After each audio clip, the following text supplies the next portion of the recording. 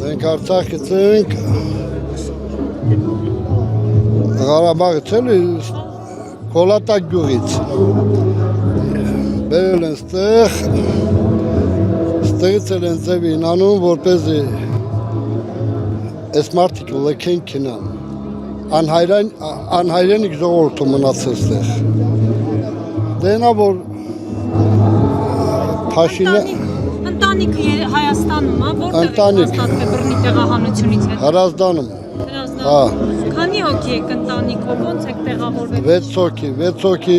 մի ընտանիքի մեջ էինք, 130,000 վարձենք տամ, երեխեքի հետ ինչ պիտի անես, իրաց կոնֆետի փողնել չենք հասցնում, որ ոչմներ տանք ապրեն երեխեքը։ Եկել եք աշխատանք գտել եք, Աշխատանքը խոսք են տվել ու ես հետևել եմ, որ Ղարաբաղից եկածում, որ ներքին կարգով ասում են էլի, որ ճիշտ է, մենք ասում ենք, բայց գոշ չտակ։ Մտածում եք, որ մտածված ձեզ։ Եթե սա ինչ-որ մի տեղ լսվելու է, այդ նույն մարդը, ինքը իմանալու է, որ ես ում եմ ասում։ Բայց 91 թվին այդ մարդիկ շատ փոքր մարդիկ են լավ։ Հիմա Ոնց եք ապրում Արցախում, պատմեք, տունը Արցախում 3 տուն ա եղել, սեփական 5 հեկտար հողամաս ա եղել, սեփեն տնամերձ 3000 մետր եղել ա։ Ես էլ աշխատել եմ Կոլատակ Ստեփանակերտ գծի վրա վարորդում եղել, Հիմա եկած այդտեղ գոշ չկա, գոշ չեմ տամ, այդքան կարեմ ասեմ։ Իսկ այդ ծրագրերը, որ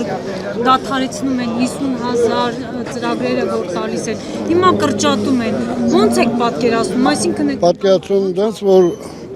պետք է մոտիկ մարդ Ռուսաստանից փող ուղարկեն, տոմսառնենք Այսինքն բոլորի հեռահար այդ վիճակը կանխատեսում ենք, որ երկրում չի, Չէ։ Հայաստանում Մենք որ եկել ենք, ասել ենք, մեր երկրի կորցրված է, եկել ենք մեր մայր Հայաստանը։ Մեր մայր Հայաստանում էլ արցախցիներին հաշվի չեն առնում։ Այնա տեսնում եք, էլ հեռուստացույցով կամ Facebook-ում, Հայաստանցիները թե իշխանությունները։ Իշխանությունները այնա դենց մարդիկ կան, որ իշխանության թուլեկն են։ Իրանք են ասում, այս ոչմ եկել են ինչ անեն։ Մեր հարկերով ապրող էսմին, բայց իրանք սկիպետության հարկ չեն տամ, այդ տվյալ անձիկ։